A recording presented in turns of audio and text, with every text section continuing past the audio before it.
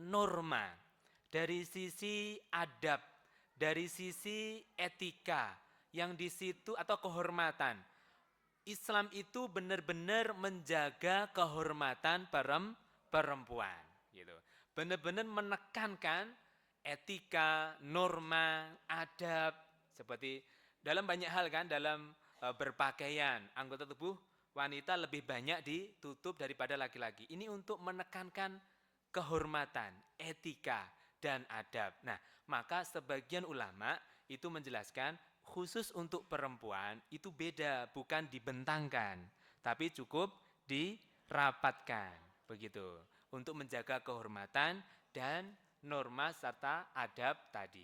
Nah, begitu ya penjelasan dari para ulama. Oke.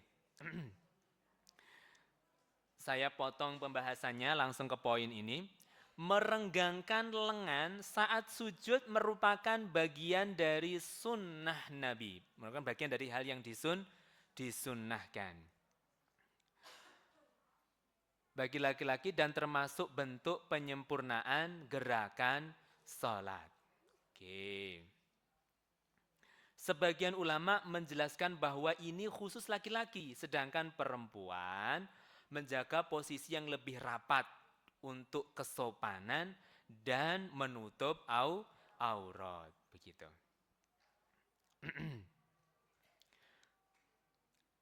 Tidak tertulis di sini, namun terbesit di saya. Kalau sujud dalam hadis yang lainnya itu, jangan sampai kita membentangkan lengan kita, gitu ya. Lengan kita begini. Nah, sama seperti kalau anjing ya. Hewan apapun begitu ya. Sapi pun begitu kan, kalau duduk kan begini. Ya, kalau dalam hadisnya itu emang jangan meniru anjing, gitu. Oke. Oke, cukup insya Allah waktunya. Hadis 278 dan 279. Kita jamak. Oke. Babu sutratil musalli. Bab sutroh penghalang orang yang sholat. Ini kita akan membahas salah satu yang disunnahkan tatkala kita sholat, yaitu membentuk sutroh, meletakkan sesuatu di depan kita yang tidak terlalu jauh dari kepala saat kita hendak sujud. Itu ukurannya. Jadi kalau buat sutroh jangan terlalu panjang, nah, nanti mubadir. Jadi tidak terlalu jauh saat kita posisi sujud. Itu hal yang disunnahkan. Kita baca dulu. Hadits Ibnu Umar radhiyallahu anhuma anna Rasulullah sallallahu alaihi wasallam kana idza kharaja yaumal 'id amara bil harbah fatudu' baina yadayhi fayusalli ilaiha wan nasu wara'ah wa kana yaf'alu dzalika fis safar famin thamma ittakhadaha al umara akhrajahul Bukhari. Dari Ibnu Umar menceritakan sesungguhnya Rasulullah apabila keluar untuk sholat hari raya, di tempat yang terbuka, Nanti ada pembahasan yang lain, insya Allah akan ketemu kita ya. Sholat itu harus di masjid, afdolnya di masjid apa tanah terbuka. Ini ada perbedaan di antara para ulama. Insya Allah secara khusus kita akan bertemu hadisnya. Di sini diceritakan di tempat yang terbuka. Beliau memerintahkan untuk membawa tombak pendek. Nah, saat itu benda yang mudah didapat adalah tombak. Tombak bambu runcing gitu mungkin ya. Tombak yang pendek atau tongkat. Maka tombak tersebut ditancapkan di hadapan beliau. Lalu beliau sholat menghadap tombak itu sebagai sutroh. Sedangkan para makmum di belakang beliau langsung sholat di belakang beliau tanpa membuat sutroh. Karena imam yang di depan sudah menjadi sutrohnya makmum. Dan seterusnya, makmum kedua tidak perlu repot-repot membuat sutroh. Karena makmum yang di saf pertama sudah menjadi sutroh untuk dia. Dan seterusnya. Beliau pun melakukan hal ini ketika dalam perjalanan. Nah, di tempat yang terbuka.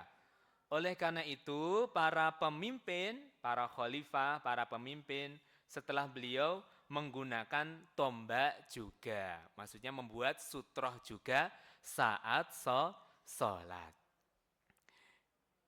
Ibu-ibu jamaah rahimani wa rahimakumullah.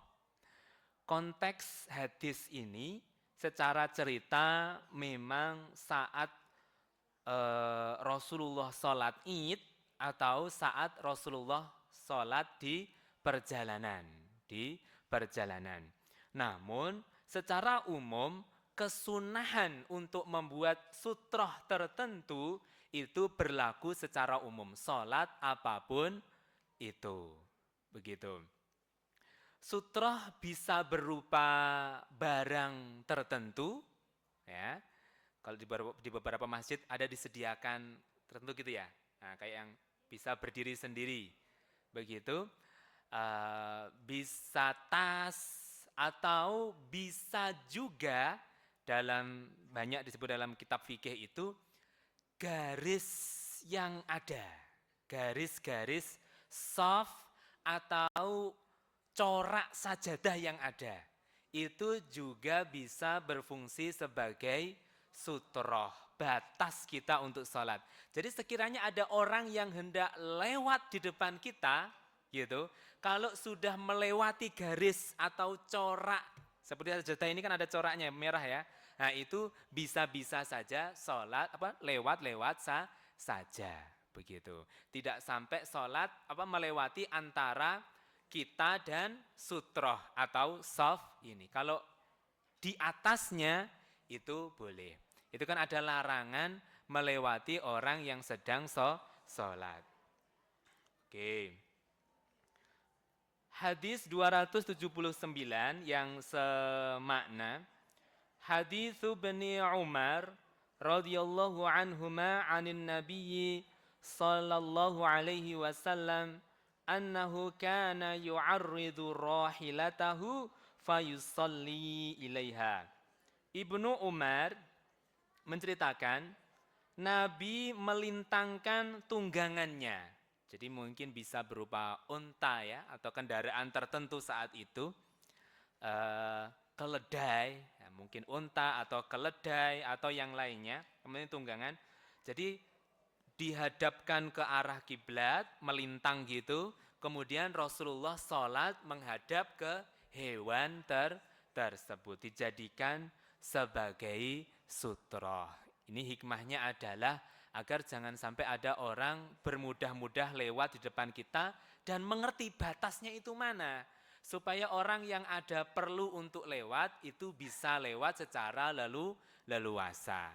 Dan kitanya yang sholat harus pandai-pandai mencari tempat sholat yang relatif aman dari wirawirinya orang. Jadi kita mau sholat sunnah ba'diyah. Ya jangan sampai sejak awal sudah sengaja di pinggirnya pintu. Yo, piye meneh. Akhirnya ya bagaimana kalau ada orang yang tergesa-gesa atau ada keperluan, akhirnya maksa keluar. Ya kitanya harus bijaksana cari tempat yang lainnya. Begitu. Mungkin ada pertanyaan, 1 atau 2 insya Allah kami persilahkan.